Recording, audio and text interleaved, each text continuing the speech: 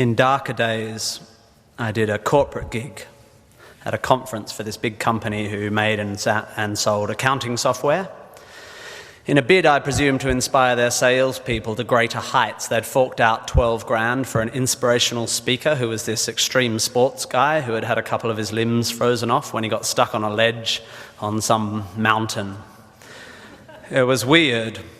Software salespeople, I think, need to hear from someone who has had a long, successful and happy career in software sales, not from an overly optimistic ex-mountaineer. Some poor guy who had arrived in the morning hoping to learn more about sales techniques ended up going home worried about the blood flow to his extremities. It's not inspirational, it's confusing. And if the mountain was meant to be a symbol of life's challenges and the loss of limbs a metaphor for sacrifice, the software guy's not going to get it, is he?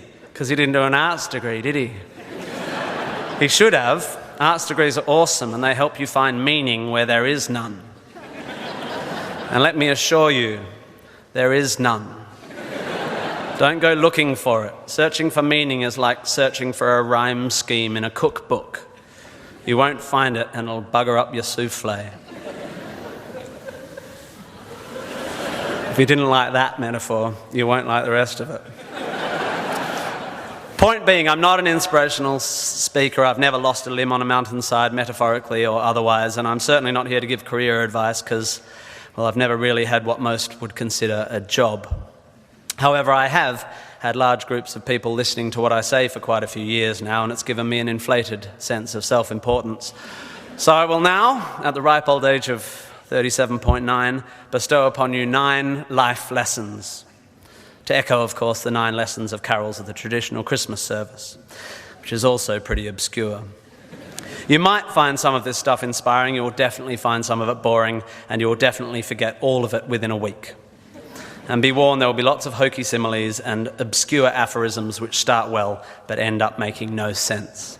So listen up or you'll get lost, like a blind man clapping in a pharmacy trying to echolocate the contact lens fluid.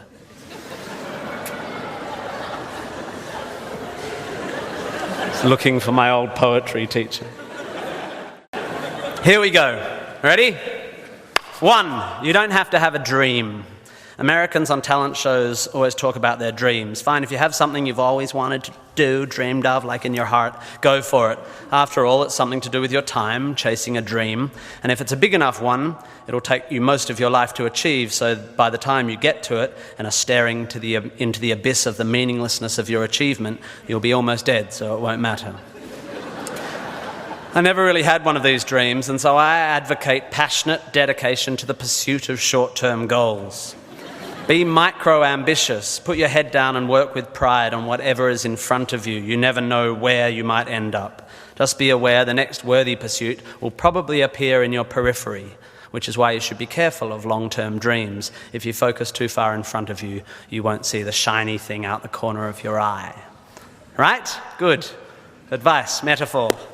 Look at me go. 2.